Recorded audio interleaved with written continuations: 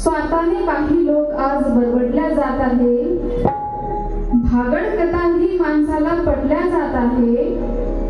तथागत बुद्धांनी सारनाथ येथे धम्माचा प्रथम उपदेश केला। तथागत बुद्धांनी सारनाथ येथे धम्माचा उपदेश केला। त्या पाच परिवर्जकांना जगताप राजा आज पाच पांडव मानल्या जात आहे।